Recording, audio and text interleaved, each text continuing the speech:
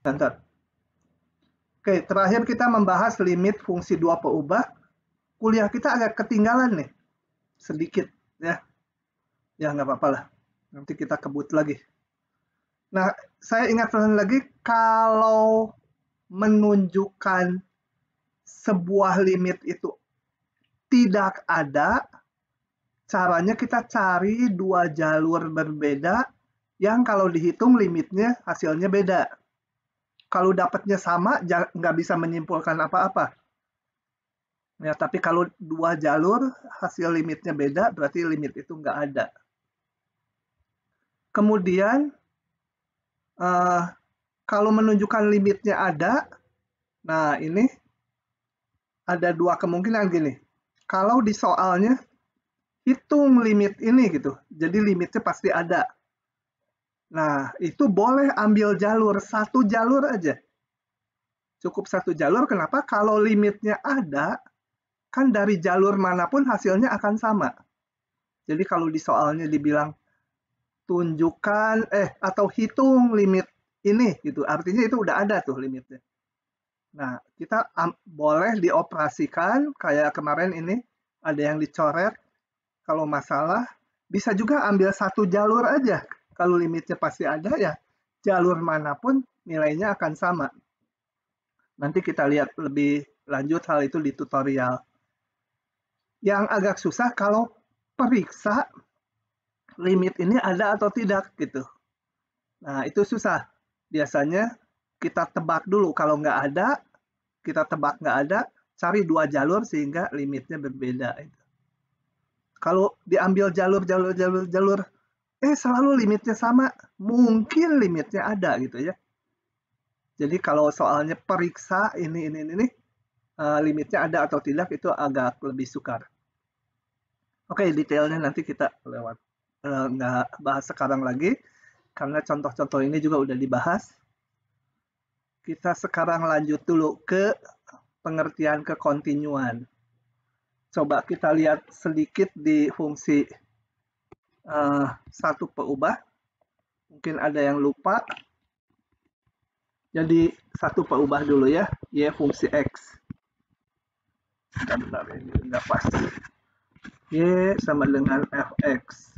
Itu kita katakan kontinu kalau secara grafik, ya grafiknya nyambung terus gitu ya. Boleh tajam juga nggak apa-apa, pokoknya nyambung. Kayak harga mutlak X gitu, ini juga kontinu, yaitu limit X menuju C dari fx-nya itu ada, kemudian nilai fungsi di C harus ada, dan keduanya sama ini ya, kalau dia kontinu. Ya banyak, saya bisa kasih ilustrasi, ini kontinu ya, meskipun tajam kontinu, cuma dia nggak punya turunan di titik C ini. Tapi kalau yang ini nggak kontinu nih, putus dia. Nah gitu misalkan, ini nggak kontinu. Yang lain misalkan nggak kontinu di satu peubah, saya punya fungsi seperti ini. Di titik C nggak kontinu dia. Gitu ya. Ini nilai fungsinya di sini. Nilai limitnya dan nilai fungsinya berbeda. Atau nilai limitnya nggak ada, itu pasti nggak kontinu. Oke, kita lihat sekarang di dua peubah sama aja konsepnya. Nah, fungsi dua peubah f disebut kontinu di titik AB. Kalau tadi di satu peubah saya pakai C gitu ya. Ini di titik AB. Bila memenuhi nilai limitnya untuk XY menuju AB, nilai limitnya harus ada, dan nilai fungsinya harus ada, dan keduanya sama. Nilai limit sama dengan nilai fungsinya ya. Oke. Nah, selanjutnya F disebut kontinu di daerah D, subset dari R2, sebagian atau seluruhnya. Gitu ya. Kalau subset di sini diartikan himpunan bagian, boleh seluruhnya, boleh sebagian, tergantung fungsinya. Bila F kontinu pada setiap titik pada daerah D. Gitu ya. Nah, Sifat-sifatnya sama aja, sebenarnya yang namanya sifat ini ada buktinya, tapi kita nggak akan buktikan, tapi dikenali sifatnya, dipahami, dan dipakai untuk mengerjakan soal gitu ya. Jadi lebih ke penerapannya, bukan membukti-buktikan rumusnya. Nah, kalau saya punya dua fungsi, dua peubah, yang kontinu di titik AB, maka hasil tambah, kurang, kali, dan baginya juga kontinu. Tentunya kalau dibagi, nilai G di titik AB nggak boleh 0. Kalau nilai fungsi G di titik AB bernilai 0, ya ini kan nanti pembagiannya nggak terdefinisi. Kalau nggak terdefinisi, tentu nggak kontinu, kan syaratnya harus ada dulu nih. Jadi hasil baginya, G-nya nggak 0. Oke, jadi diingatnya kalau ada dua fungsi kontinu, ditambah, dikurang, dikali, dibagi, tetap kontinu. Polinom dua peubah, ini sudah saya perkenalkan di depan juga. Dia kontinu di seluruh R2, artinya berapapun X dan Y-nya, ini akan kontinu. Fungsi rasional dua peubah yaitu apa? Polinom dua peubah dibagi polinom dua peubah. Itu kontinu di seluruh daerah definisinya. Jadi belum tentu kontinu di R2. Kontinu di seluruh daerah definisinya artinya apa? Yang penyebutnya tidak nol. Kalau ada titik A, B sehingga penyebutnya menjadi 0, ya itu nggak masuk dalam definisinya gitu ya, di fungsi rasional. Jadi fungsi rasional kontinu di seluruh daerah definisinya. Fungsi komposisi. Nah, komposisi coba saya akan ilustrasikan dua peubah. Sebentar, komposisi dua peubah dengan satu peubah ya. Coba. Kalau saya di sini punya fungsi komposisi F dan G. Nggak usah FG, sekarang saya pakainya fungsi M dan N gitu ya.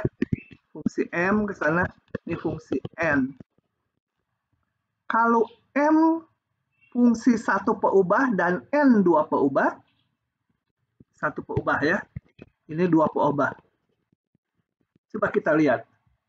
Bisa nggak kita mengkomposisikan M komposisi N?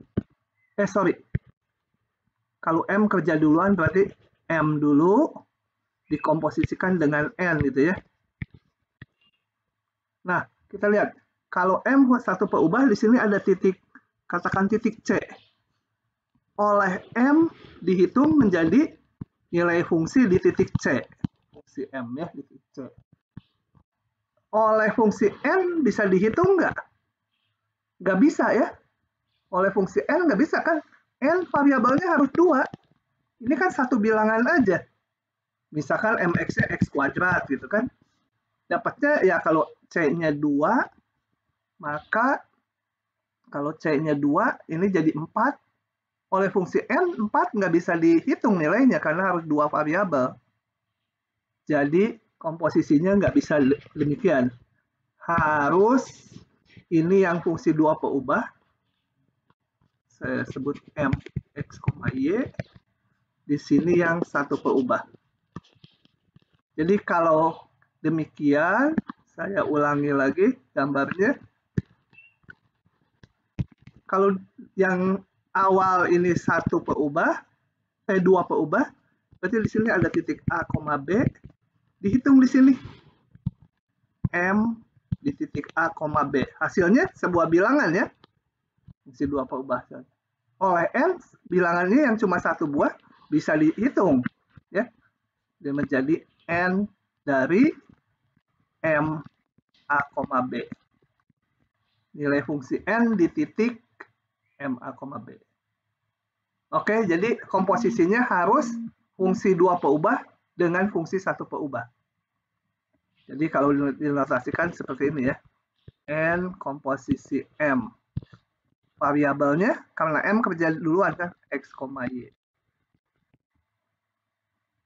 Nah, yang penting di kekontinuan adalah konsepnya Kalau saya punya fungsi 2 peubah, dan ini fungsi 1 peubah, ingat 2 peubah harus kerja duluan, baru bisa. Jadi ngitungnya, ini yang 2 peubah, dikomposisikan dengan F. Atau notasi komposisi seperti ini, pakai buletan kecil gitu ya. Ini artinya G dihitung duluan, lalu fungsi F. Nah, yang pentingnya gini, kalau G kontinu di titik AB, gitu ya, jadi nilai fungsinya GAB, yang tengah tadi, yang saya lihatkan nih, kalau ini G, ya GAB. Nah, kemudian fungsi berikutnya, F, yang mau dihitung oleh F, F-nya juga kontinu di titik GAB. Maka komposisinya kontinu. Saya bisa ingat, pokoknya fungsi kontinu dikomposisikan dengan fungsi kontinu, hasilnya kontinu. Cuma komposisinya harus diingat-ingat. Yang 2 peubah dulu bekerja, baru yang 1 peubah. Sebaliknya nggak bisa. Nah, coba kita lihat contoh ini. Ya. Contoh ini limitnya kemarin udah ada ya, saya pakai di X kuadrat sama Y kuadrat bawahnya. Kok nggak ada? Ini ya. Betul. Kemarin udah kita hitung ini. Limitnya 0 ya. Limit X, Y menuju 0, 0. Ini kemarin udah dihitung pakai prinsip Apit. Nilainya 0, saya akan pakai. Oke, kita lihat untuk kekontinuan. Oke. Periksa kekontinuan fungsi ini. Jadi apa yang harus kita tulis? Coba saya crop dulu. Kemudian bawa ke sini. Nah, kita lihat. Kalau kontinu, nilai limit dan nilai fungsi harus sama. Sekarang ditanyanya kontinu. Ini pertanyaannya apa? Oh, periksa kekontinuan.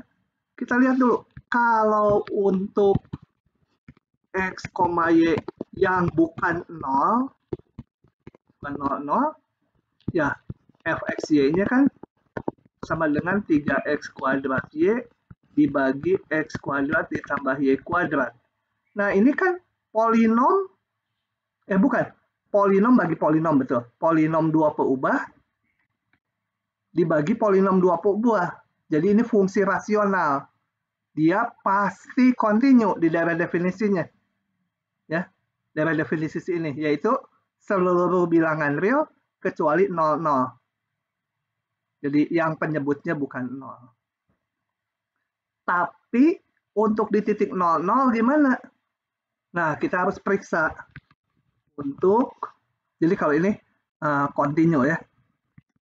Kontinu di R2 dikurangi titik 0,0 gitu ya. Karena penyebutnya akan 0 kalau 0, 0. Nah, di 0, 0 sendiri gimana kita periksa? Untuk X, Y yang sama dengan 0,0. Kita periksa nilai fungsinya berapa. Ini untuk X, Y 0, 0 dia nilainya 0. Limitnya kita periksa juga. Kalau limit pakai titik-titik di luar 0, 0 ya, ingat. Jangan, bentar. Saya ngomongnya kecepatan. Limit X, Y menuju 0, 0. Jangan pakai yang 0 ya. Hati-hati, kita bukan ngitung nilai fungsi. Ngitung nilai limit sekarang. Berarti menghitung kecenderungan nilai fungsi f kalau x-nya dekat dengan 0, 0. Kalau dekat 0, 0 itu bukan 0, 0. Di luarnya. Jadi pakai yang itu. X kuadrat ditambah Y kuadrat. Dan ini udah dihitung kemarinnya di contoh soal limit, hasilnya 0 pakai prinsip Apit. Nah, kita lihat ini. Ini nilai fungsi dan nilai limit sama ya. Jadi, saya berkesimpulan F kontinu juga di 0,0. Kesimpulannya jadi F continue di seluruh R2. Dari yang bukan 00 kita lihat bahwa continue di ini, tapi di 00 juga dia continue. Jadi continue di seluruh R2. Gitu. Oke, kalau ada pertanyaan silahkan. Oh ya, jangan ngejalanin Zoom kemudian nggak ikut kuliah ya. Di matematik A ada yang kena hukuman. Ya, waktu saya panggil-panggil nggak muncul. Pasti dia ngidupin Zoom terus orangnya nggak tahu kemana. Jadi harus bikin surat pengakuan dosa. Untung nggak kuliah onsite. Kalau kuliah onsite itu saya biasanya ya mahasiswa yang bersangkutan harus ngurus surat ke wakil dekan akademik. Nanti biar wakil dekannya yang marah-marah ke mahasiswanya. Kalau online ya udah ya. Silakan. Saya mau nanya yang limit itu cara ngitungnya. Itu dia ngitungnya limit kanan, limit kiri gitu, Pak? Enggak ada limit kiri kanan, nih. Dua apa ubah? Kemarin kita masukin angkanya apa? Pakai yang kemarin ya? Ya, yang apit. Prinsip apit. Oke, Pak. Contoh kemarin dilihat di videonya lagi ya. Ini nggak bisa masukin angka ini.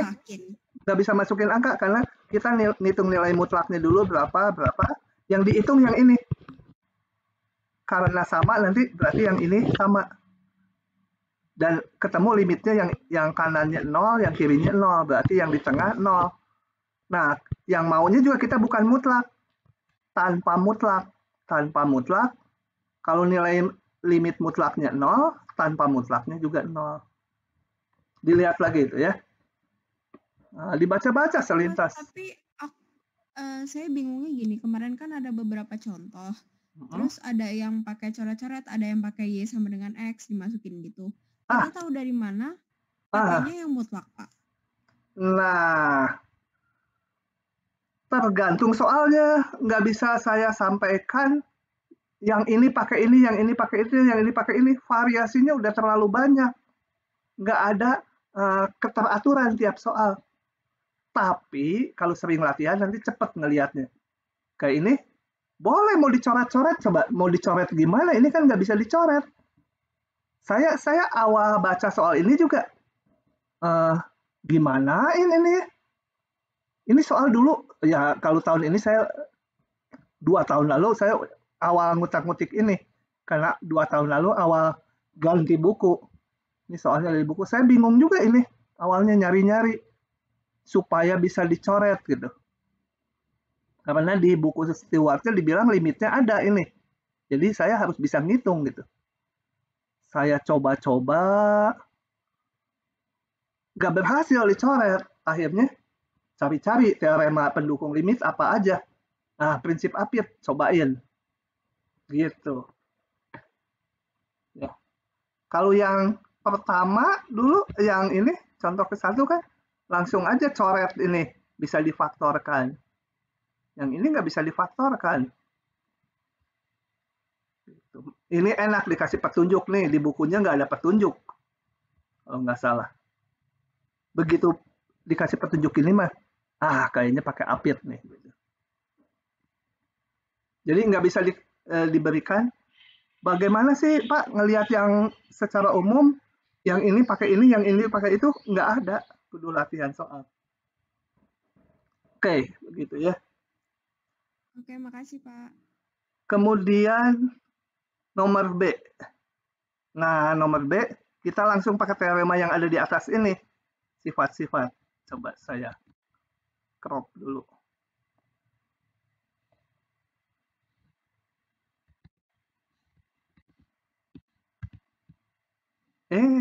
Kenapa ya?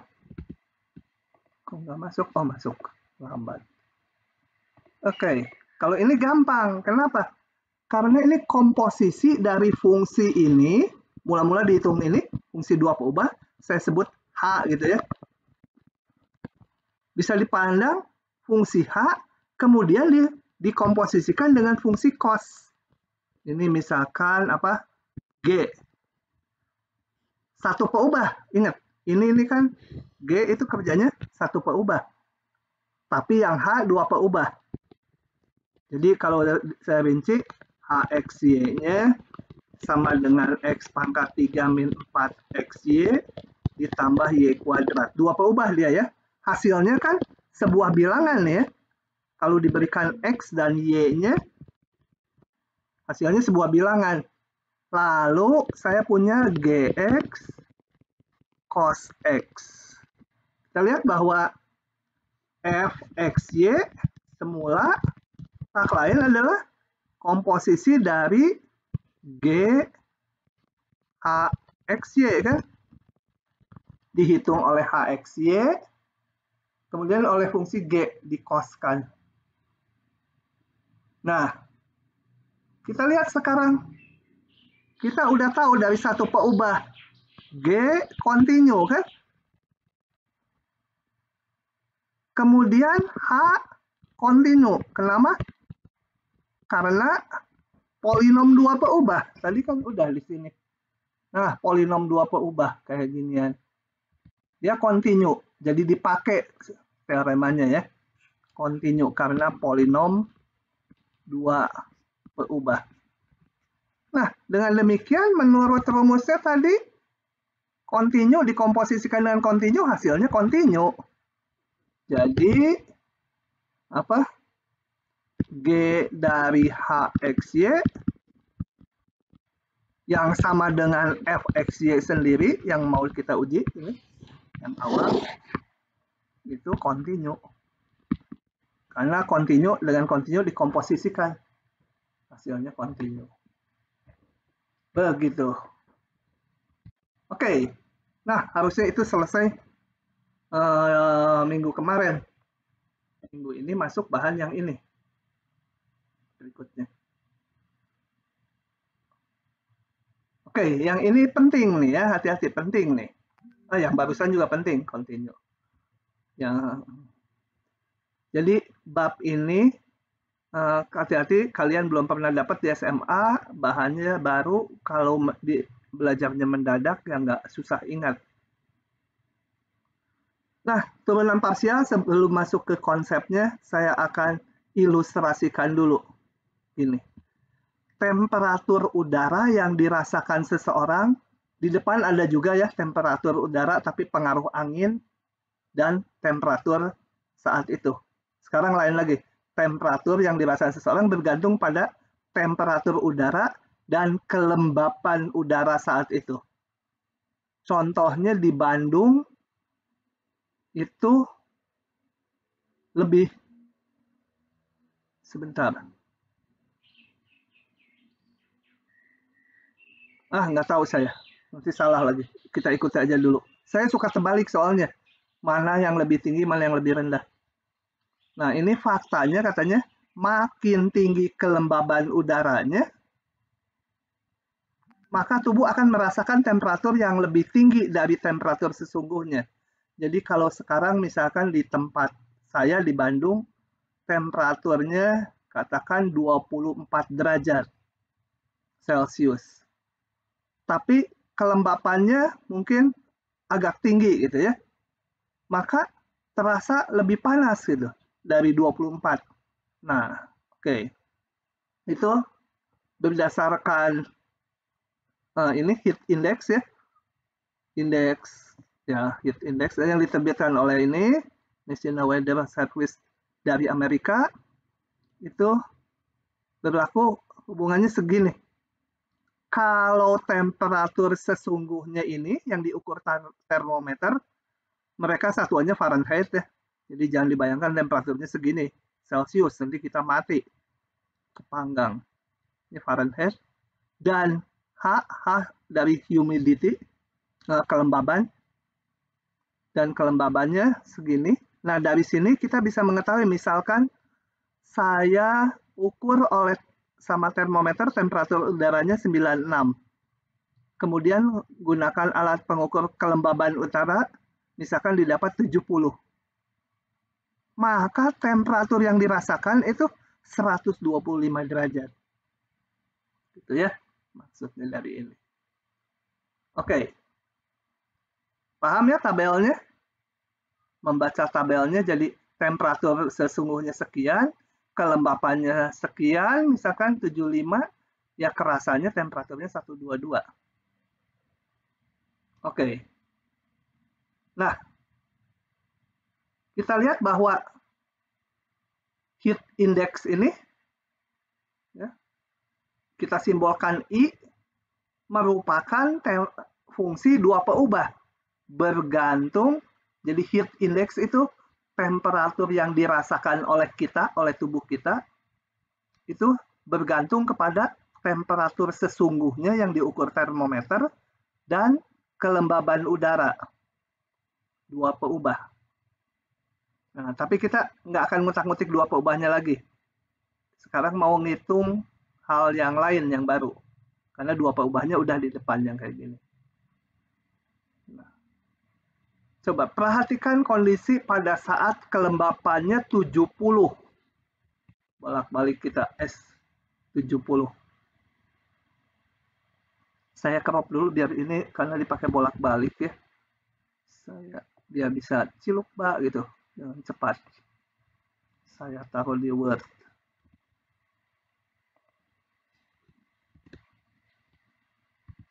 Oke. Nah, ini.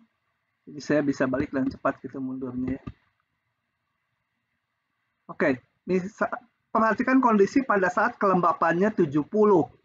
Ini, kelembapannya 70 aja. Ya. Temperaturnya bervariasi. Nilai heat index merupakan fungsi dari temperatur saja. Tadi dua peubah, sekarang temperatur aja. Kenapa?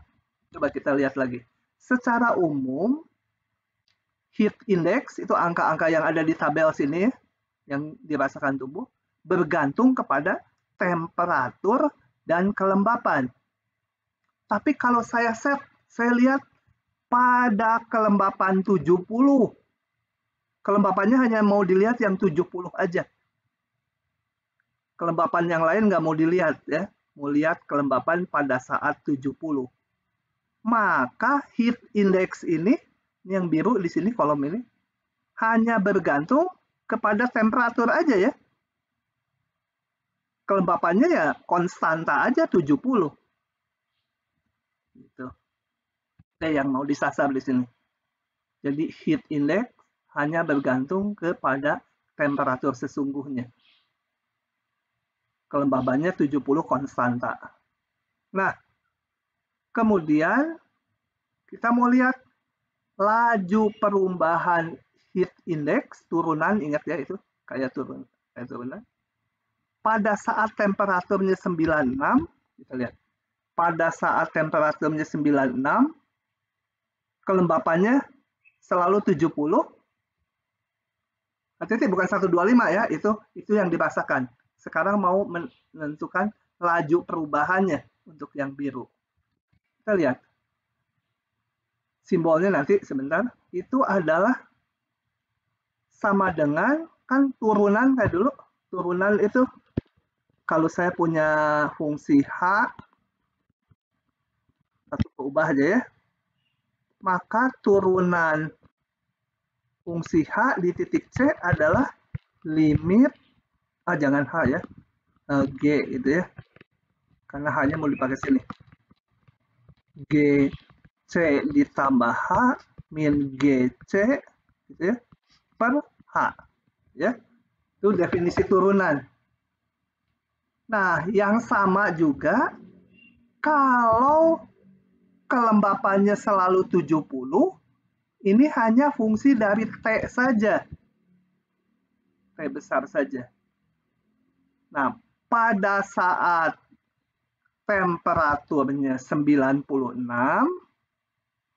maka laju perubahan temperaturnya adalah seperti ini. Ini yang kedua hanya ikut aja 70-nya konstanta. Mirip kan dengan ini. Jadi yang 96 di sini yang C-nya itu. Gitu ya. Cuma ini ada embel-embel keikutsertaan dari si humidity yang selalu 70. Jadi nggak variabel, ini konstanta si kelembabannya. Nah, ini rumusnya kan sama. Nah, ini dinamakan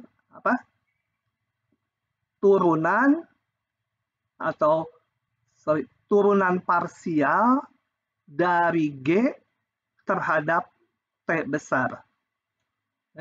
Variabel yang ini.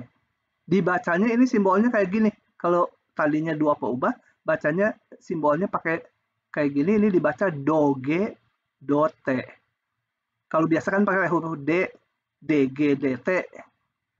Yang ini kan DG, DX gitu ya. Kalau di 2 peubah, pakainya do G, do T. Bentuknya seperti ini. Oke, saya hapus coretannya. Nah, itu dinamakan turunan parsial dari fungsi G terhadap T. Ya. Oke. Nah, karena kita nggak diberikan di tabel ini nggak diberikan aturan fungsinya, aturan fungsi G-nya kita nggak tahu itu ya. Fungsi I-nya nggak diketahui, hanya ada tabel datanya.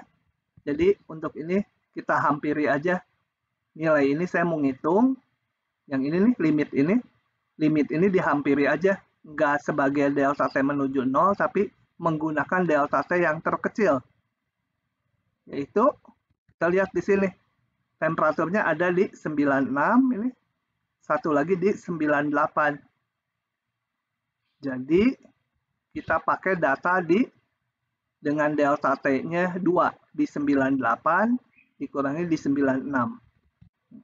98 di 96. Ininya selalu yang biru ya. Humidity-nya selalu 70. Ini dikurangi ini, delta T-nya 2. Delta T-nya 2. Ya. Jadi diambil delta T2. Enggak sebagai limit. Karena nggak bisa sebagai limit. Fungsi I-nya nggak diberikan. Atau fungsi G-nya.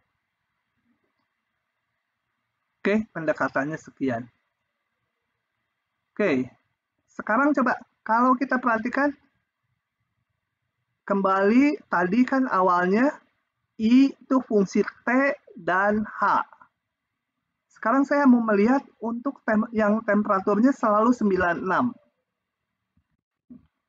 Temperatur yang selalu 96, tapi sekarang yang divariasi kelembabannya dari 50 sampai 90. Nah, kalau kita pandang seperti ini, maka kita mempunyai heat index ini bergantung ke kelembaban.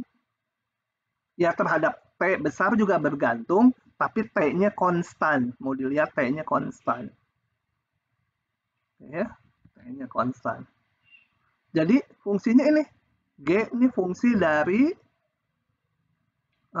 ininya konstan, seolah hanya fungsi H. G fungsi dari H karena ininya konstanta. Laju perubahan temperaturnya saat laju perubahan heat index ya, saat kelembabannya 70. Coba kita lihat yang horizontal.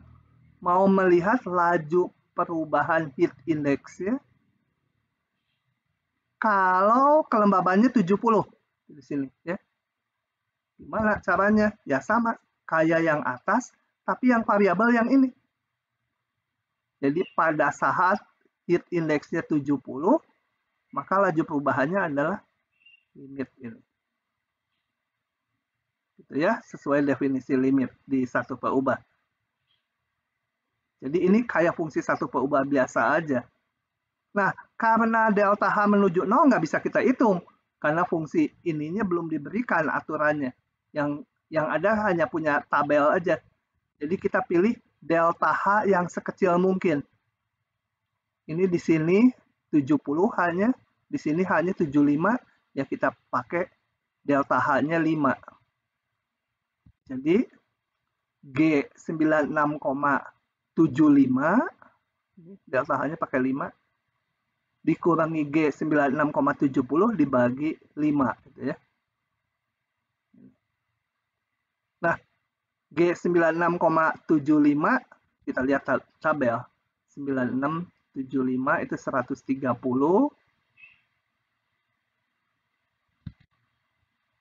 G96,70 itu ini dibagi H-nya 5. Nah ini. Ya ini pendekatan ya. Bukan benar-benar DGDH. Kalau DGDH harus limit. Ini pendekatan, makanya simbolnya berubah jadi ini. Oke, jadi kita lihat bahwa yang dinamakan turunan parsial tuh bisa nurunkan terhadap T, bisa nurunkan terhadap H gitu ya. Soalnya kan gitu. Tergantung kalau H-nya konstan, seolah turunnya hanya terhadap T saja. Kalau T-nya yang konstan, T-nya konstan, turunannya hanya seolah terhadap H saja. Nah, nanti ngitungnya kita nggak pakai limit gini lagi. Terlalu pusing ya. Kita lihat rumusnya, ngitungnya. Misalkan set fungsi X, Y. Turunan parsial dari F terhadap peubah X dan Y. Itu masing-masing simbolnya ini. Jadi sekarang lepaskan lagi dulu dari urusan heat index tadi. Sekarang kita melihat secara matematiknya saya ada fungsi 2 peubah. Nah, turunan parsial dari F terhadap X, simbolnya ini, do F, do X. Atau ini, F dikasih indeks X kecil. Itu adalah limit seperti ini. Jadi X-nya yang sebagai variabel, Y-nya konstanta. Y-nya nggak divariasikan. Satu lagi turunan parsial dari F terhadap Y. Nah, ininya Y-nya yang ngerubah-rubah. Ngitungnya kita nggak usah pakai limit ini. Karena ini ngitungnya seperti nurunin fungsi F terhadap X saja. Y-nya konstan gitu. Ya, jadi tekniknya mencari ini. Pandang Y sebagai konstanta, turunkan terhadap X. Ngomong apa sih nanti di contoh jelas ya. Kalau mencari ini, X-nya yang dipandang sebagai konstanta, turunkan terhadap Y. Coba supaya lebih jelas, konsepnya rada rumit, menyangkut kalau udah limit kan, biasa agak rumit, tapi ternyata nuruninnya gampang. Dan ini akan dipakai banyak sekali ke belakang. Coba kita lihat cara ngitungnya. Nah, tentukan ini, atau sama aja simbol do F, do X di titik 2,1 gitu ya. Nah, ingatnya gini, kalau nurunin terhadap X, di titik X, Y sembarang dulu. Titik tertentunya nanti. Tadi ingat, Y-nya sebagai konstanta. Jadi seolah-olah ini konstanta pangkat 3, konstanta pangkat 2, ini konstanta. Kalau turunin terhadap X, apa? X pangkat 3, 3X kuadrat. Ini gimana? X kuadrat kali C pangkat 3. Ya turunannya hanya yang X aja. 2X kali C konstanta mah ikut aja. Tapi nulisnya jangan ditulis C karena awalnya Y ya ini Y gitu ya. Ngekor aja dia mah, neplok aja gitu. Ini 2C kuadrat diturunin terhadap X 0 kan? Nah, jadi ini nggak ada X ya, diturunin ya 0. Kemudian E pangkat sesuatu ada X-nya tuh. E pangkat sesuatu turunannya tetap kan? Kali turunan atasnya terhadap X. Y-nya mah konstanta. 2X kan? Konstantanya tapi diikutkan, jangan ngilang gitu ya. Nah, begitu. Tuh turunan parsial terhadap X. Tolong kalau nggak paham yang ini harus benar-benar dipahami 100% saat ini juga. Kalau nggak paham nanya. Pak, saya mau nanya. Yang 2Y pangkat 2 tadi kenapa bisa 0, Pak? Karena ini kan Y-nya dianggap konstanta kalau diturunin ke X. Jadi seolah saya punya konstanta. Kalau konstanta diturunin ke X apa? Nggak ada. Nggak ada, jadi 0. Y sama dengan 7 kan konstanta. Diturunin terhadap X, 0. 0, oh iya. Oke, Pak, makasih. Oke. Ya, jadi kalau nggak ada X-nya mau diturunin ke X ya hasilnya 0. Gitu. Jadi yang diturunin yang ada X-nya aja. Sekarang turunan ke Y. Kalau turunan ke Y, X-nya dianggap konstanta. Jadi yang ada Y-nya aja nanti yang diturunkan. X-nya ini konstanta diturunin ke Y, yang 0. Nah, ini mah ada Y-nya, tapi ini konstanta, ikut aja. Jadi yang diturunkan ini 3Y kuadrat kali X kuadrat. Saya tulis di depannya 3-nya, supaya teratur gitu. Sebenarnya hasilnya itu 3Y kuadrat tadi. Ini, oh ada Y-nya. Turun ke Y, 4Y. Y kuadrat kan 2Y itu. Yang terakhir, ada Y-nya. E pangkat sesuatu Y. E pangkat turunannya tetap kali turunan atasnya terhadap Y. Yaitu X kuadrat. Karena Y diturunin 1. Itu seolah C kuadrat Y turunin ke Y. Hasilnya ya C kuadrat gitu ya. Tapi jangan ditulis C karena asalnya X.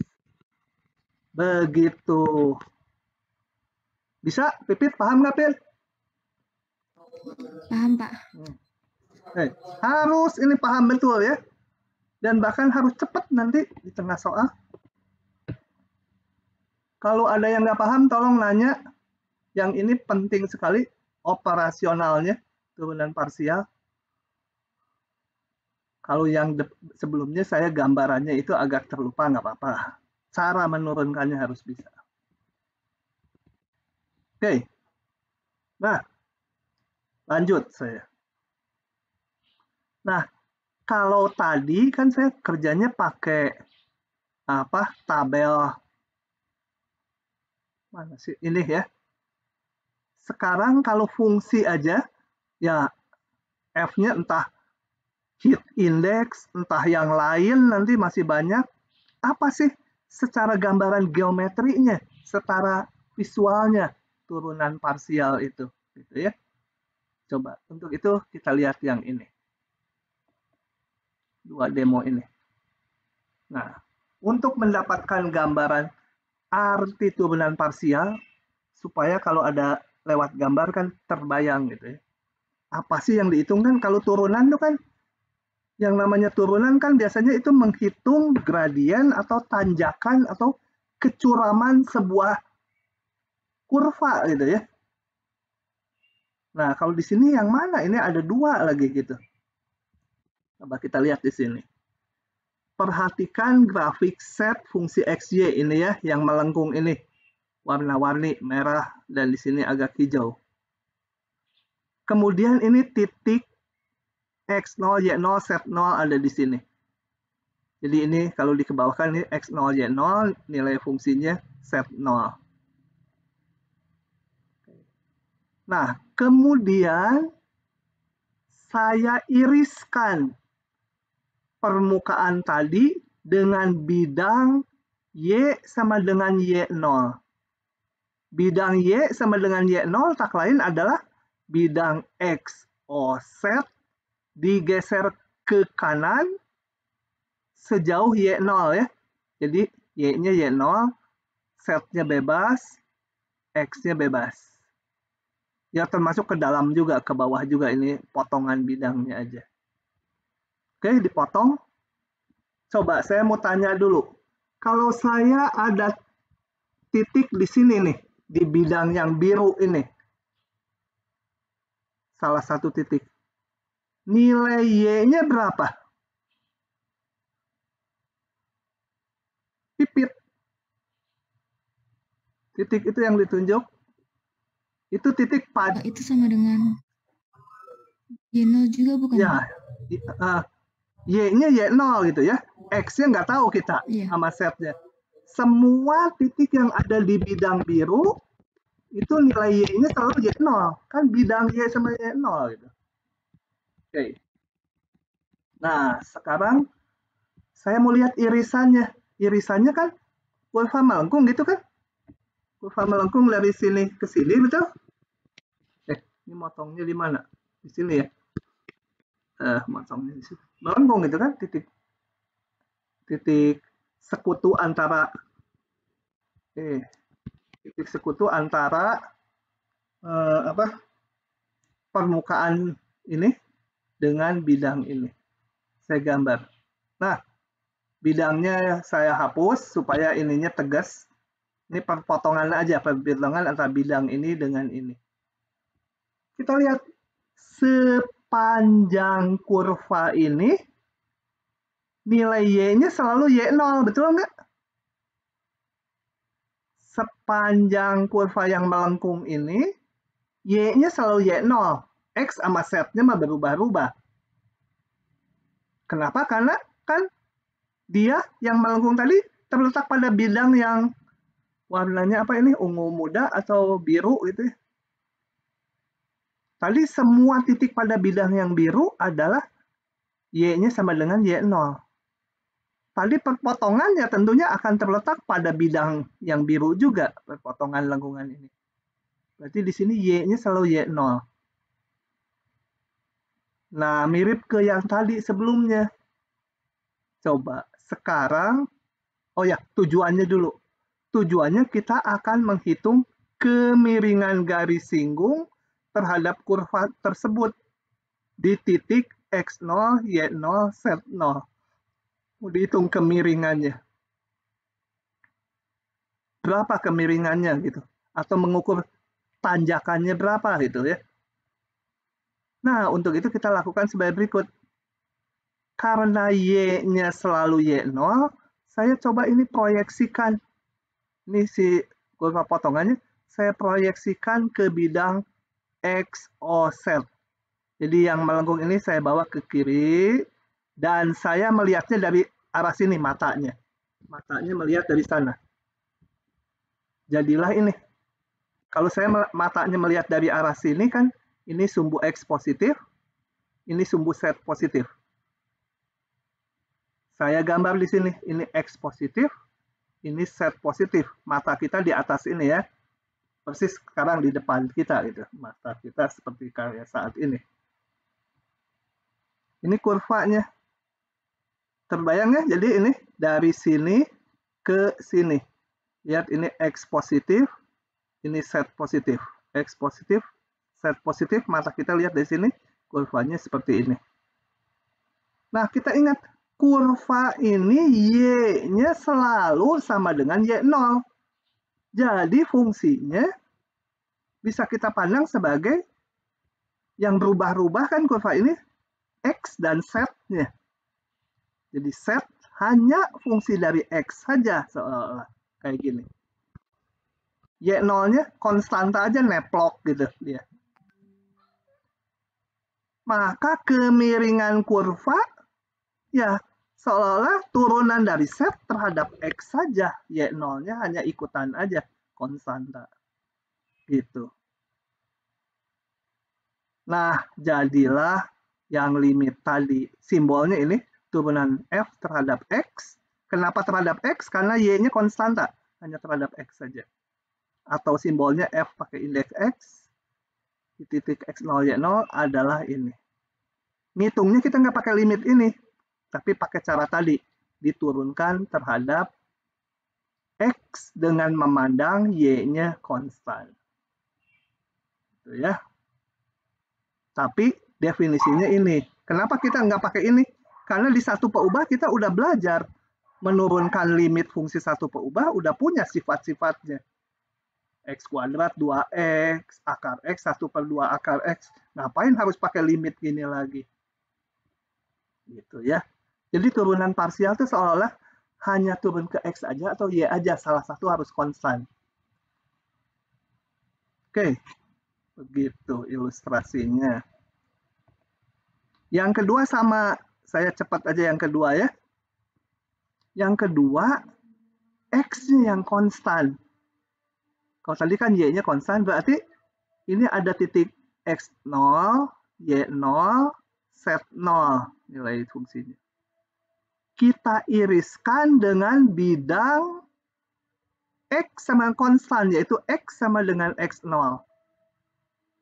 Bidang X sama dengan X0 ini tak lain adalah bidang Y, O, Z digeser ke depan ya. Jadi sejajar bidang Y, O, Z sejauh X0 ke arah depan. Irisannya kembali berupa kurva. Nah, irisannya. Kita lihat sepanjang kurva ini, X-nya selalu sama dengan X0. Jadi saya bisa pandang kurva ini hanya fungsi Z fungsi Y saja. Kembali saya akan menghitung kemiringannya. Ya, kemiringannya. Untuk hitung kemiringannya, karena dipandang sebagai fungsi dari Y saja, X-nya konstan, Z fungsi Y saja, jadi ini kita proyeksikan ke bidang YZ.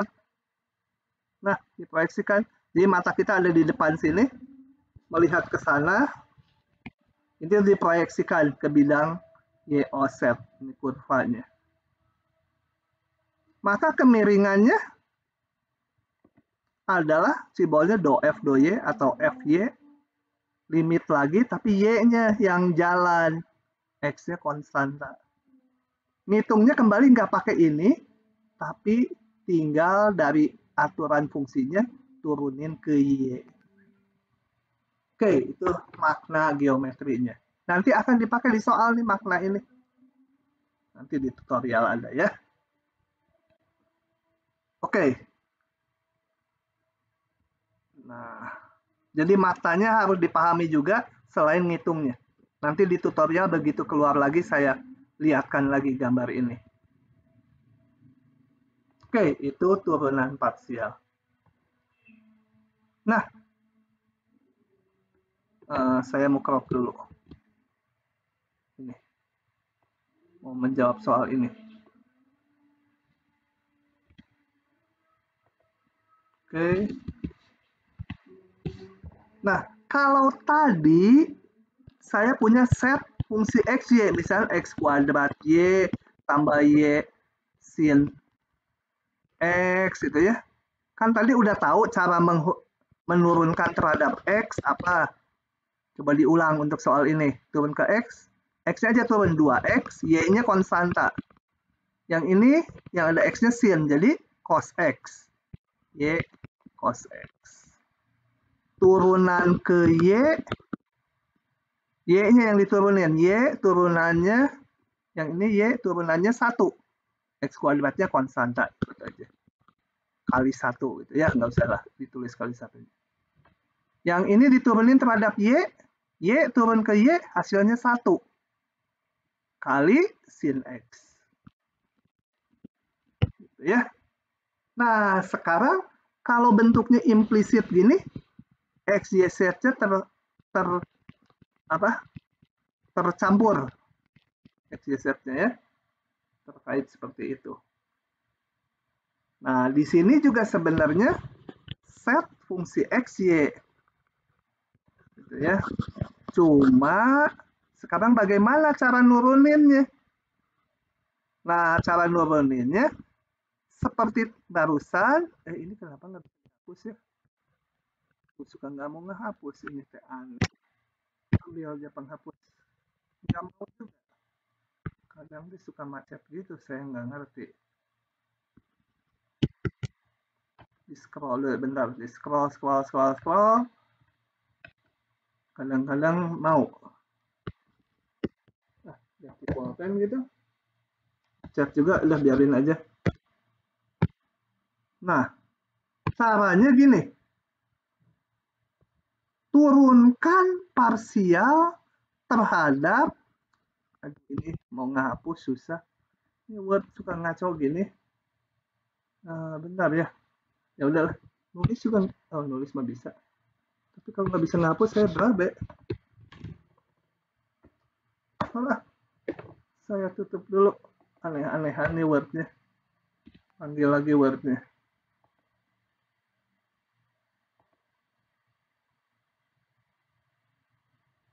Kemudian kita crop lagi soalnya.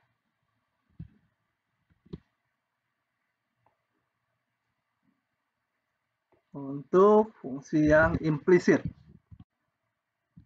Nah, untuk fungsi yang implisit ini, coba caranya kita turunkan, boleh mau terhadap X dulu ya, mau terhadap X.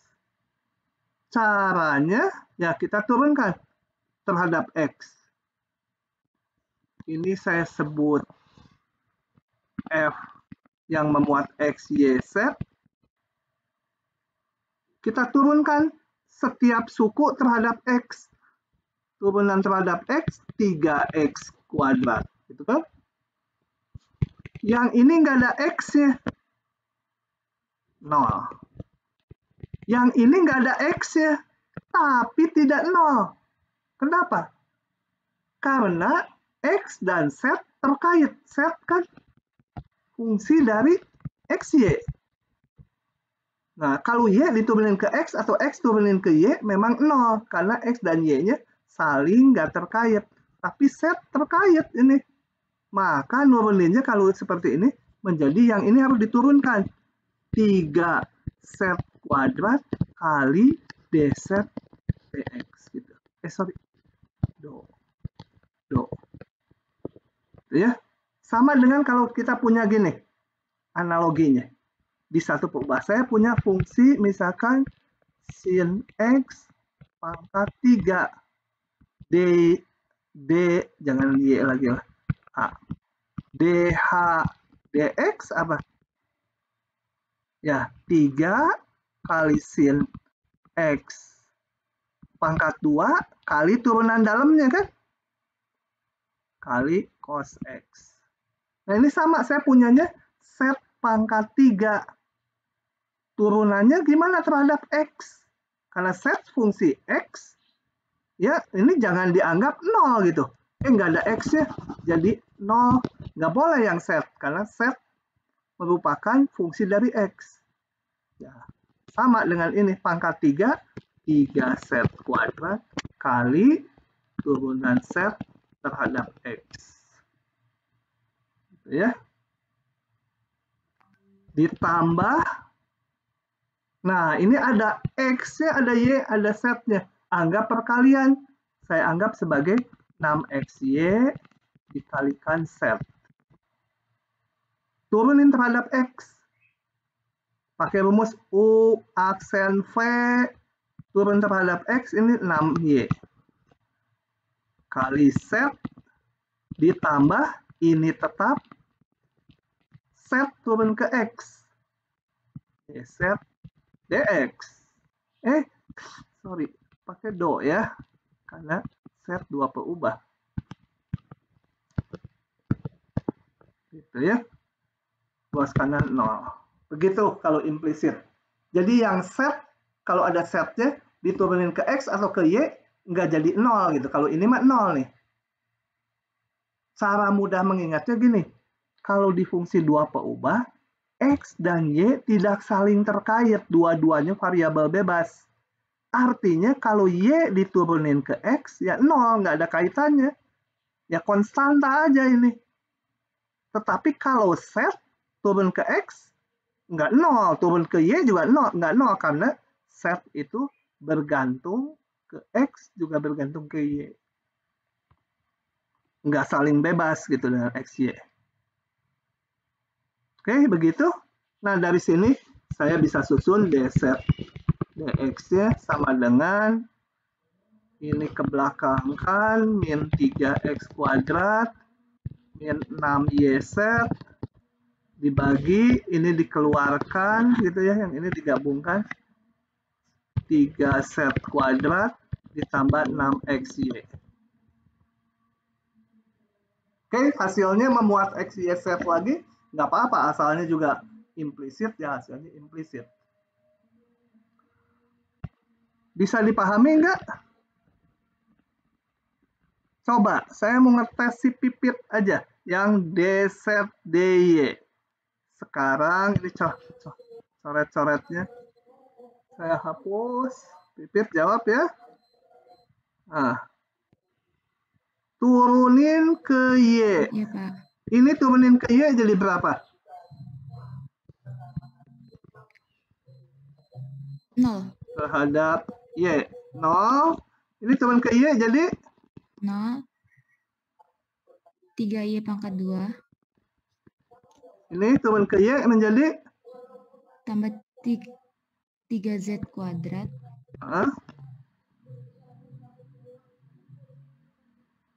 Terus? 3Z kuadrat 2Z. Iya, Pak. Hah? 2Z 2 gitu ya. 2Z, Pak. Ya. Jadi kayak fungsi U pangkat 3 gitu ya. U pangkat 3 kan sebenarnya 3U kuadrat kali DU DX kalau terhadap X itu satu perubah. Nah, yang ini kita pecah 2. Saya mau yang pecahnya gini dan ini. Jadi apa? Ingat turun ke Y sekarang lagi turun ke Y. 6XY turunin ke Y jadi apa? 6. Y-nya Yang ada Y-nya aja turunin. 6XY diturunin ke Y jadi 6Y, Pak. Hah? 6X dikali yang ini ya. Ditambah yang sekarang 6X ini dikali ini tetap turunin yang sini terhadap 2Z per 2Y ya. 2Y ya. Ya sama dengan kalau ini konstanta diturunin ya 0. Tinggal disusun doset dox. Saya pikir kamu udah rada paham lah ya. Cuma ya kalau mau mahir ya harus latihan supaya cepat. Oke, begitu. Balik ke slide-nya lagi. Nah, sehubungan dengan turunan parsial, ini namanya turunan parsial pertama, ada 2 bentuk. Kita lihat bahwa kalau sebuah fungsi, tadi, yang mana udah kehapus, kalau kita hitung turunan parsial terhadap X dan terhadap Y, ini yang tadi ya, udah kehapus sebenarnya, kan hasilnya fungsi baru, betul? Do F do X, fungsi baru bergantung XY. Do F do Y juga fungsi baru. Fungsi 2 perubah juga. Bisa diturunin lagi. Namanya turunan parsial kedua. Nah, ada 4 macam gini.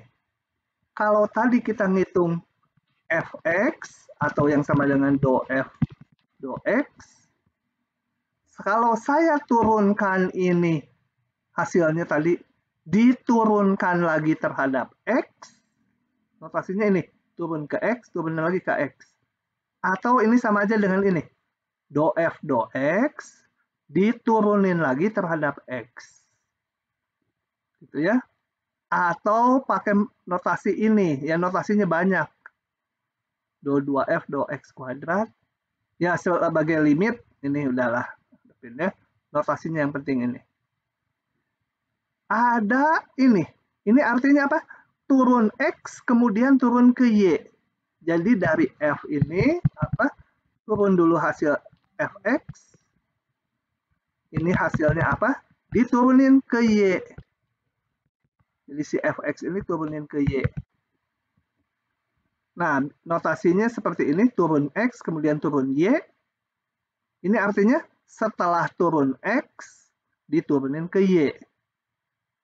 Nah, notasi yang ini terbalik nulisnya, perjanjiannya.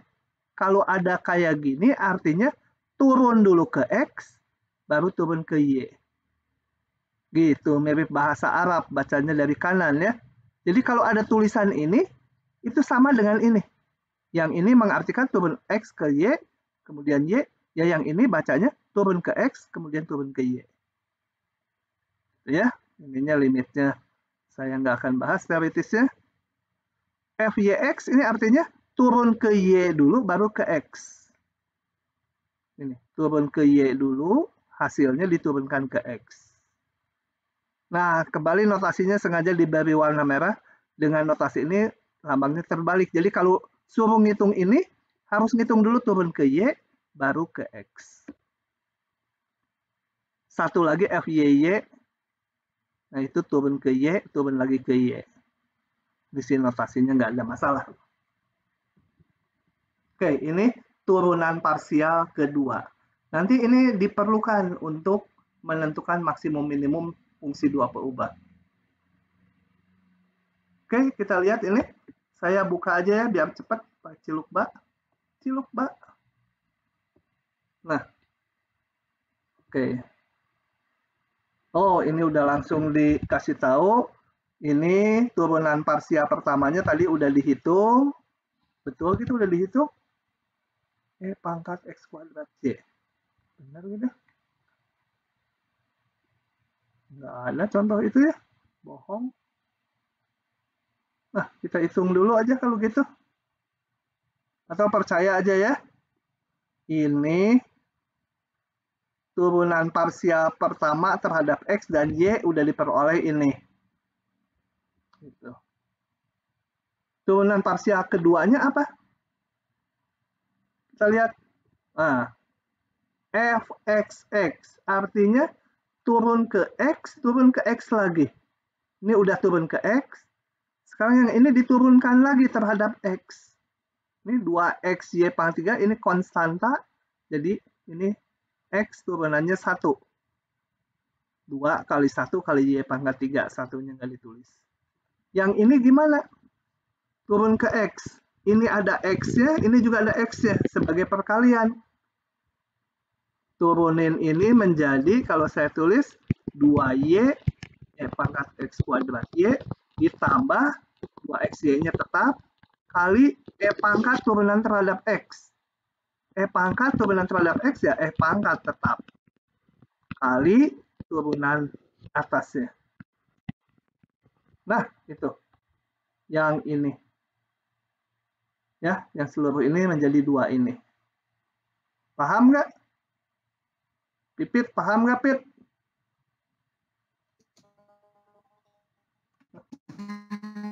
Ah, internetnya jelek, Pipit, suaranya nggak nyampe. Ya udah, anggap paham aja. Nah, itu ya. Coba saya ulangi lagi ini. Perolehnya dari yang ini. 2XY kali ini. Ada 2 suku. Pakai perkalian. 2XY turunannya terhadap X jadi 2Y. Turunan terhadap X kali ini tetap ya. Ditambah 2XY-nya tetap. Ini diturunin terhadap X. Tetap pangkat kali turunan atasnya terhadap X. 2. X kuadrat Y menjadi 2XY. Begitu. FXY sendiri. FYX dari 4 saya turunkan 2 buah ya. FYX turun ke Y, ini hasilnya tadi. Sekarang turunin terhadap X. Turunin terhadap X. Jadi ini turunin terhadap X menjadi X kuadrat jadi 2X kali 3, 6X. Ini konstanta ikut aja. Yang ini ada 2 kayak tadi. Turunin terhadap X. Berarti 2X kali pangkat ini ditambah X kuadratnya tetap kali turunan ini terhadap X. 2X. Ininya tetap ditambah X kuadratnya yang tetap, pangkat turunannya tetap kali turunan atasnya terhadap X. Begitu. Satu lagi sendiri ya. Oke, kalau nggak paham nanya ya. Kalau nggak paham nanya. Nah, saya tutup. Oke. Sekarang lanjut lagi konsep yang penting lagi dan yang berikutnya biasanya? Oh, bentar dulu ini. Kelewat saya. Terna apa? Clear out gitu apa bacanya? Clear depannya clear out gitu? Nggak tahu. Nama orang aneh. Misalkan F terdefinisi pada sebuah cakram D, jadi terdefinisi pada titik AB dan sekitarnya pada sebuah lingkaran lah gitu ya. Bila fxy dan fyx kontinu, maka keduanya bernilai sama. Nggak terlalu penting ini, tapi nanti untuk justifikasi, loh kok saya ngitungin fxy, saya ngitung fyx, seringkali sama terus gitu hasilnya. Nah, itu karena dijamin ini. Yang menyebabkan ini nggak sama, mah soalnya harus dikonstruksi secara khusus. Pada kebanyakan soal, fxy dan fyx sama. Tapi jangan dianggap untuk semua fungsi ya. Ada fungsi-fungsi tertentu ini jadi beda. Kalau fungsinya bagus, polinom, rasional, dua perubah itu menghasilkan selalu sama ini. Nah, ini sangat penting sekali. Kita istirahat dulu sampai 12.15 ya, 3 menit. Saya cari minum dulu. Ini, ngikuti jam ini. 12.15 kita mulai lagi. Saya jeda dulu karena ini masuk konsep baru yang penting sekali. Pausanya. Oke, kita akan... Ya, kenapa? Saya izin bertanya. Ya, silakan. Yang sebelumnya. Ya. Yang teorema Clairaut itu nggak berlakunya tuh di kalau apa gitu. Ini lewat aja, nanti pada kebanyakan soal berlaku. Ya. Ada fungsi di mana ini nggak sama nilainya. Nah, harus lihat nyari-nyari dulu, saya dari buku. Konstruksi sendiri saya nggak tahu juga kalau suruh memikirkan fungsinya saat ini contohnya. Karena harus agak spesial. Hampir semua sama. Ya. Dan ini nggak terlalu penting. Kalian lupa ini nggak apa-apa. Namanya yang perlu kita tahu itu cuma ya, ada kebanyakan fungsi fxy sama dengan fyx gitu. Kalau pas ngitung, kok sama terus gitu. Aneh, salah ngitung atau gimana? Padahal memang benar sama gitu ya. Oke. Terima kasih. Tuh. Coba sebelum masuk turunan berarah kita lihat dulu ini animasi ini. Aduh, lama keluarnya. Saya harusnya tadi siapin dulu. Sebentar ya. Kita tunggu. Karena perlu. Belum muncul dia. Suka lama. Coba panggil quick time.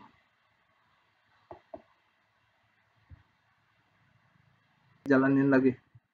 Nah, coba ini bayangkan ini sebuah jalan yang abu-abu tua ini yang sangat menanjak gitu ya, menanjak, tanjakannya curam.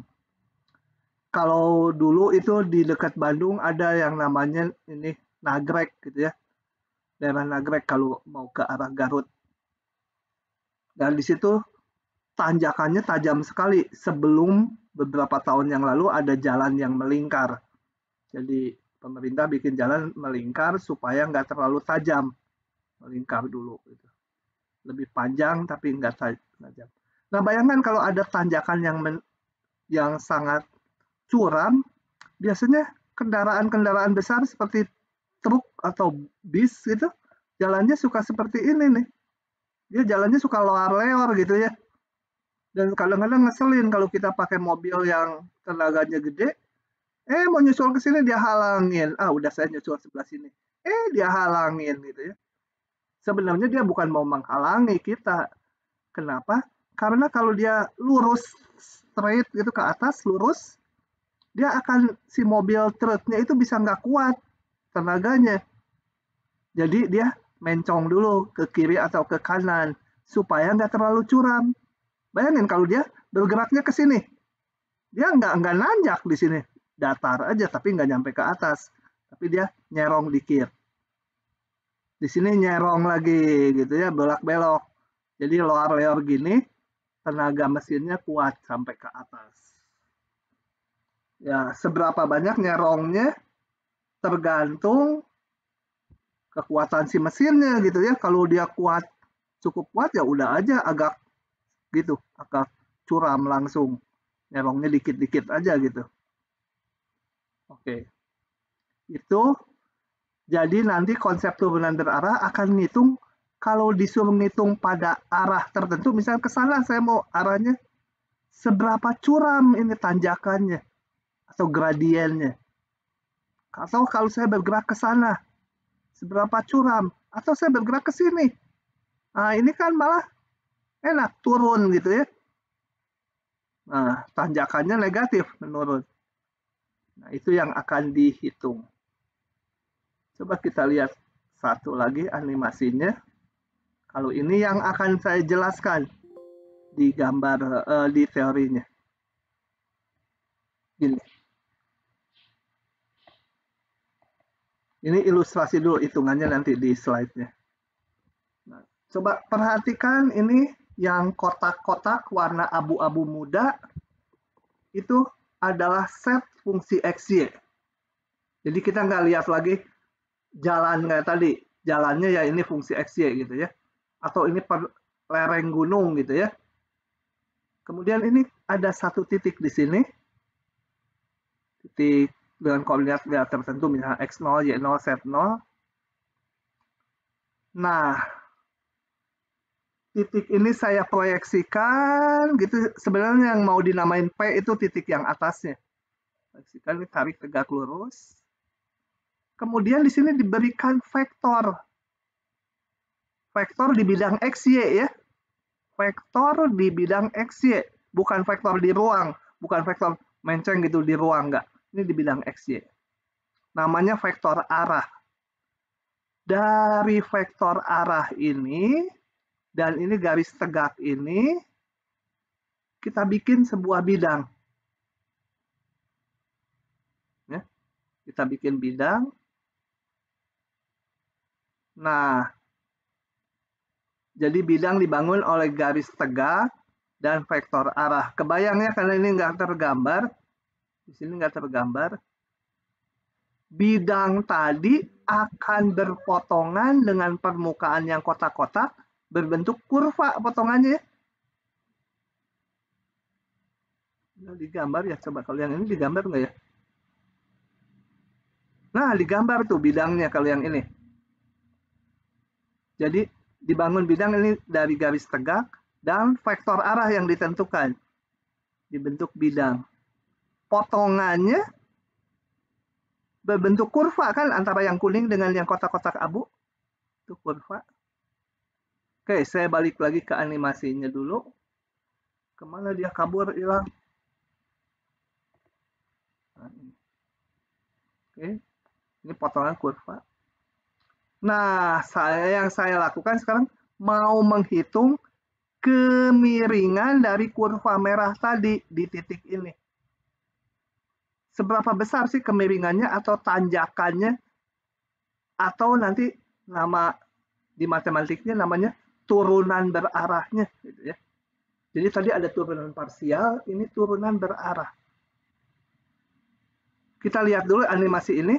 Kalau vektor ini saya ganti-ganti arahnya. Misalkan saya ganti ke sana sekarang. Tentunya irisannya juga berubah kan. Nah, tanjakannya titiknya masih sama yang tadi. Tanjakannya berubah. Kalau vektor arahnya ke sana makin curam tuh kan. Makin curam dia. Kalau vektor arahnya ini ke sini, dia mulai agak melandai. Itu sampai suatu saat di sini, kalau diperhatikan ini tandanya jadi minus karena ke sini menurun gitu ya. Tanjakannya menurun. Kalau ini permukaan gunung, lereng gunung, kita ada di sini bergerak ke arah searah vektor ini, dia akan menurun gitu ya. Turun terus. Ini curam sekali turun. Ini turun tapi udah agak datar. Ya, panah yang biru tuh yang garis singgungnya tuh. Di sana berubah jadi positif lagi. Ini agak naik gitu kalau bergerak ke sana. Gitu ya. Oke.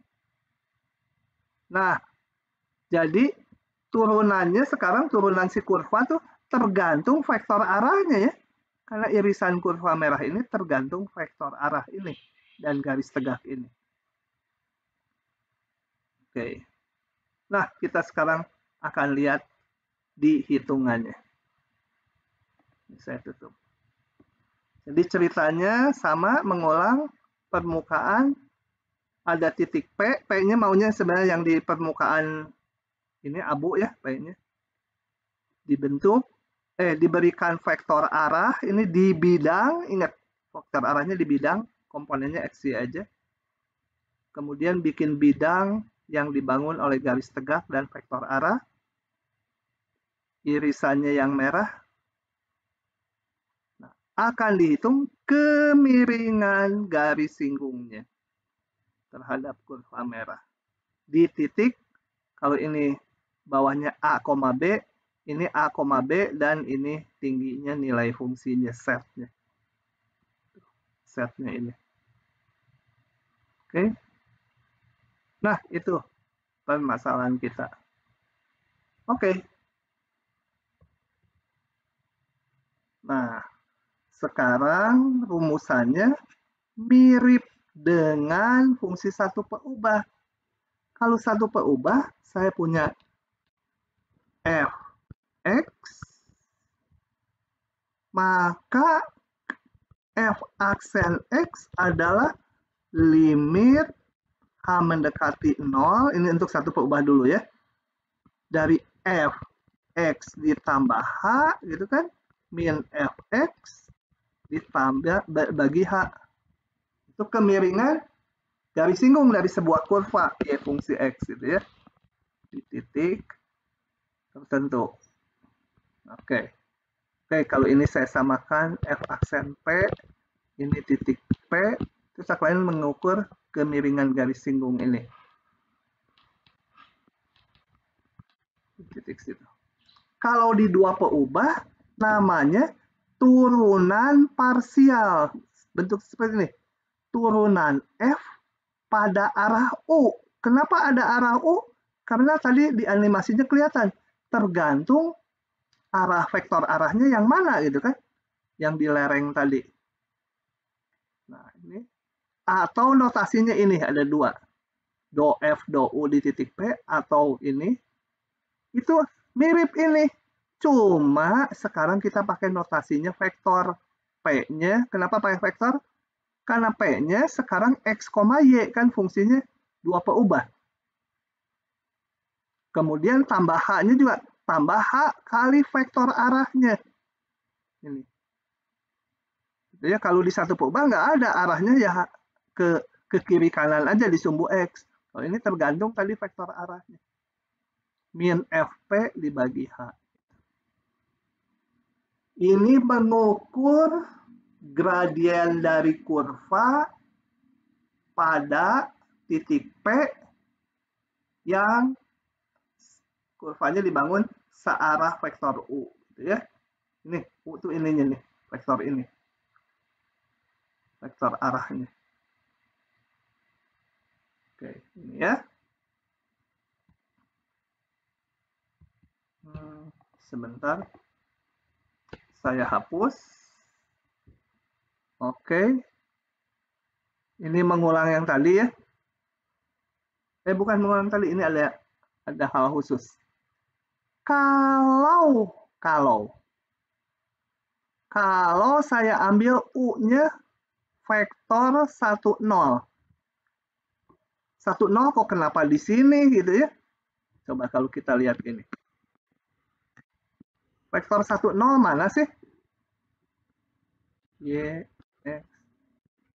Vektor 10 kan di sini gitu. Itu vektor 10. Tapi saya boleh juga gambar di sini kan? Sama aja vektor kan? Boleh dipindah-pindah asal searah dan panjangnya sama, ya vektor yang sama. Oke, jadi sekarang saya akan ambil hal khusus.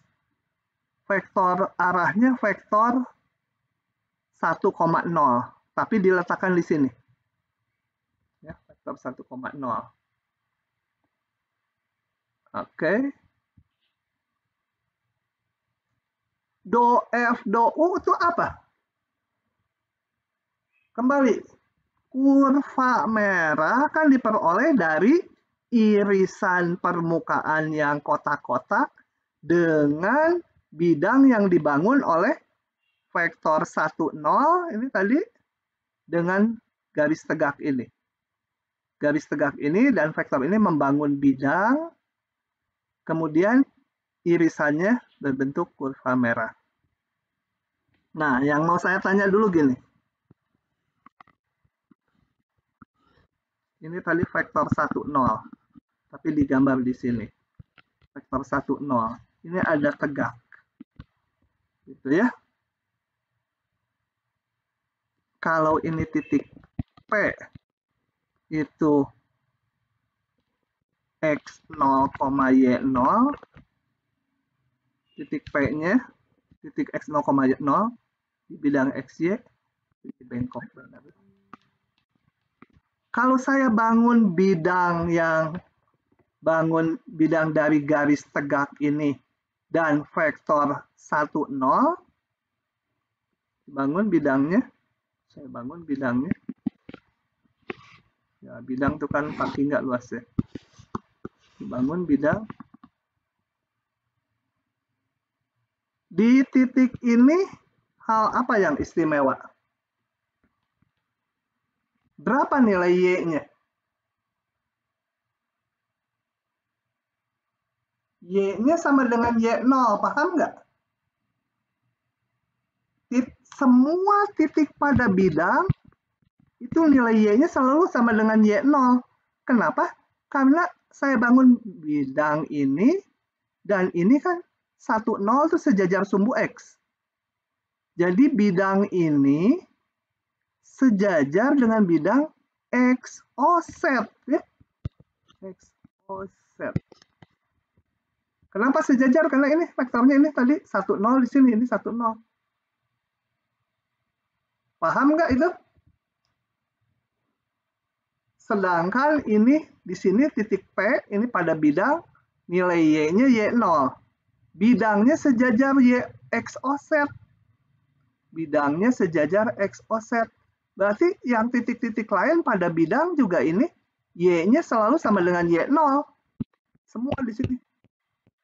Set sama X-nya tentu berubah-ubah.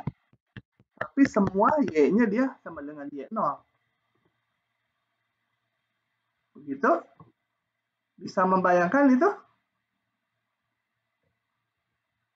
Bisa, Kak. Nah, kalau demikian, do F, do U-nya apa?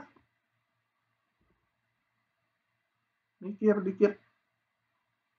Udah ada di depan tadi, do F, do U menjadi apa? Bukan yang rumus limit tadi, bukan. Nih, lihat. Kurva ini, kan pada bidang ini juga ya. Jadi pada kurva ini, Y-nya sama dengan selalu Y0. Setiap titik di kurva Y-nya sama Y0. Sehingga do F, do U-nya berapa? Kita lihat bahwa bidang ini Y-nya konstan. Kalau Y-nya konstan, berarti kembali ke turunan parsial. Y-nya konstan. Setnya hanya fungsi X aja.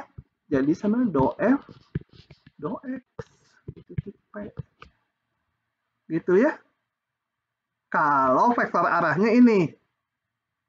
Kalau vektor arahnya ini menyebabkan bidang yang dibangun sejajar dengan X offset.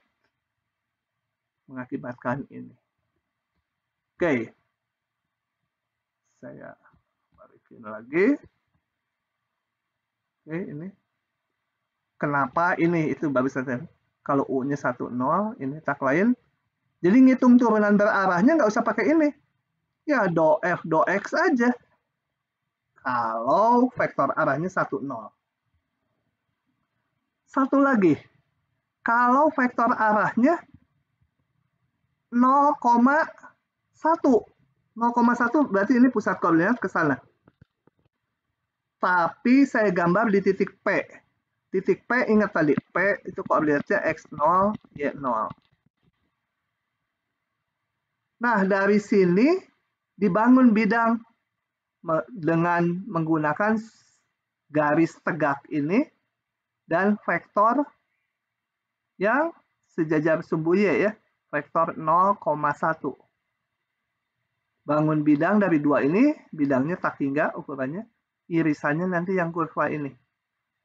Sepanjang kurva ini, nilai X-nya selalu X0 ya.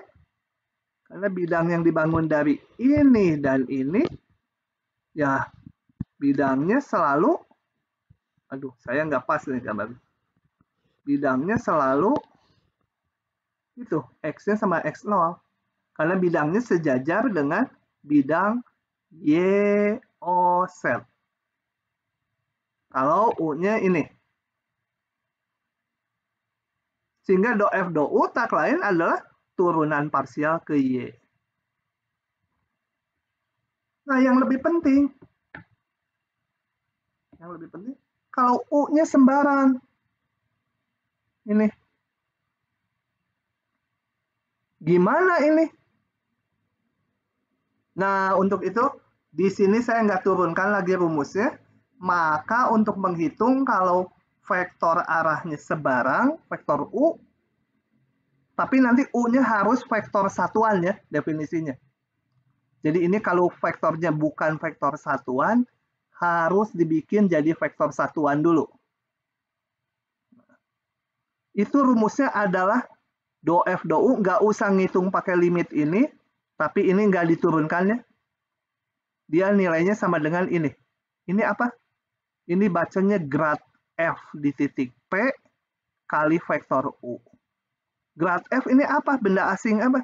Grad F itu isinya adalah turunan parsial ke X, turunan parsial ke Y. Jadi seolah kombinasi dari dua ini di titik P.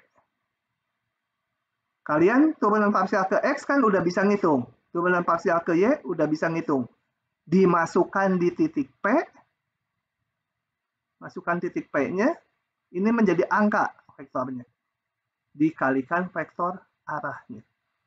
Nah, itu mengukur tanjakan atau gradien atau kemiringan garis singgung dari kurva yang dibangun dari ini dan ini. Sorry, ini dan ini si bidang yang diiriskan ke fungsi.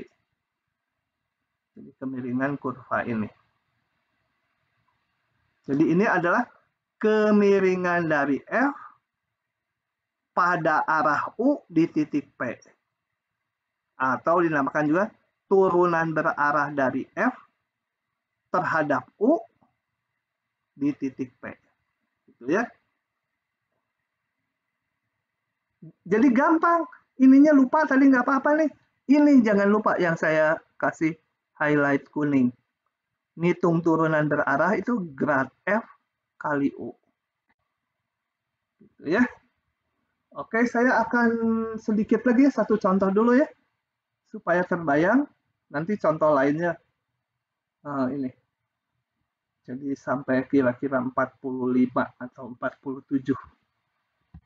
Nah, supaya jangan ngilang hanya teori saja. Perlu contoh dulu satu, contoh lainnya nanti.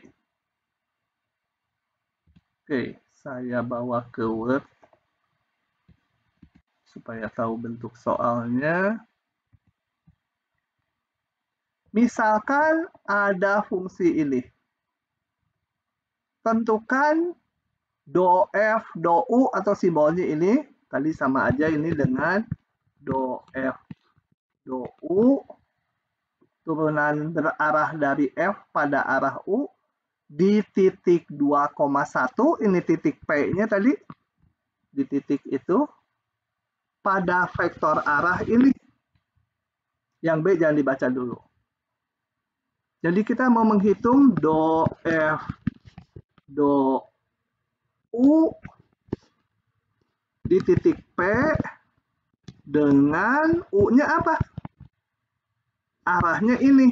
Tapi U tuh harus vektor satuan. Jadi dengan U, vektor satuan dari A. Ya, kita hitung dulu vektor satuannya. Jadi U itu tak lain adalah 4,3 dibagi panjangnya. Kita vektor nggak pakai siku ya, salah ya. Harusnya ini pakai kurung gitu. Kalau di matematik A pakainya siku. Vektor arahnya ini dibagi akar 4 kuadrat tambah 3 kuadrat panjangnya. Hasilnya ini 25 jadi 5, 4/5, 3/5. Itu U-nya. Kemudian tadi rumusnya ini, grad F. Grad F adalah turunan parsial ke X dan Y. Kita hitung dulu. Grad F simbolnya gini. Dia vektor ya. Tapi biasanya udah nggak usah ditambahin gitu. Karena simbol grad ini menyatakan pasti hasilnya vektor. Di titik X, Y sembarang dulu. Itu adalah vektor isinya turunan ke X, turunan ke Y. Saya hitung turunan ke X. Turunan ke X dari fungsinya 8X min Y, turun ke Y, min X ditambah 6Y gitu ya. Kemudian saya perlu grad F-nya di titik P. Ini P-nya tadi ini yang saya namakan P. Jadi hitung 2 min 1. 2 kali 8, 16 dikurangi min 1, jadi 17. Min X min 2, min 6, min 8. Nah, dengan mudah maka do F, do U di titik P sama dengan grad F di titik P dikalikan vektor arah satuan ya. Jadi tinggal 17,8 dikalikan vektor 4/5,3/5. Hasilnya vektor kali vektor, hasil kali titik 17 kali 4, 68/5 dikurangi 8 kali 3, 24/5 sama dengan 44 ya per 5. Hasilnya bilangan ya. Kan ini menyatakan kemiringan atau tanjakan atau gradien. Tentunya kemiringannya 44/5 gitu satuan ya. Oke, hanya gitu. Sekarang yang B. Yang B hanya variasi kata-kata saja. Kembali saya baca dari awal. Misalkan F ini, tentukan DF, do F, do U di titik P pada arah menuju ini. Vektor arahnya mana? Belum diberikan. Kalau ini kan pada arah ini. Ini pada arah menuju. Ini bukan vektornya. Jadi gambarannya gini. Saya kecilin ya supaya kelihatan.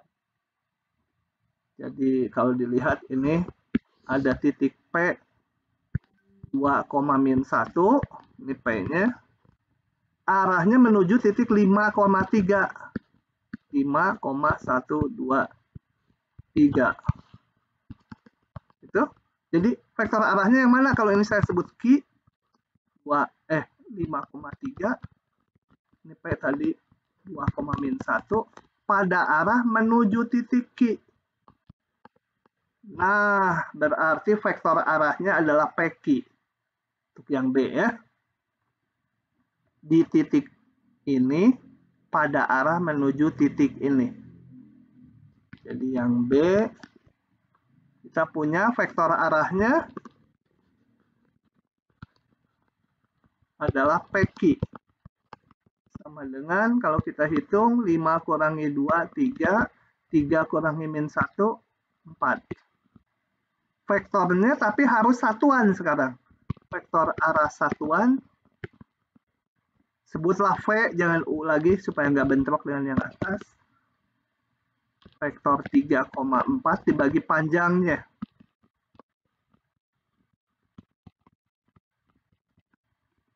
Kembali ini akar 25 jadi 5, vektornya 3/5,4/5. Gitu?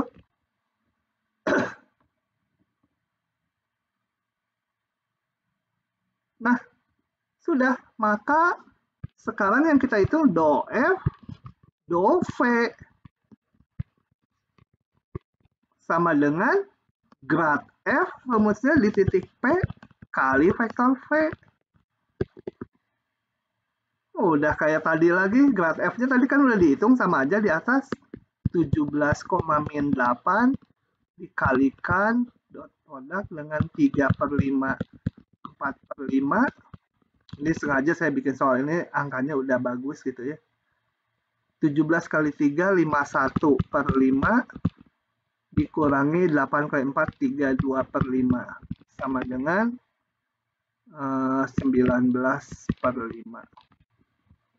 Begitu ngitung tuh benar berarah ya. Paham? Oke. Agak banyak konsep baru ya yang cukup memusingkan. Oke, contoh lainnya nanti kita bahas di pertemuan berikutnya. Tapi karena saya ketinggalan, nanti dibahas Kamis mungkin sejam seperempat ya. Saya minta tambahan waktu 1/4 jam. Kalau tahu gini mah kemarin ini nggak libur gitu ya. Wah, ternyata ketinggalan jadinya dikit. Oke, saya hentikan dulu. Silahkan kalau ada pertanyaan. Jenuh ya, banyak simbol baru.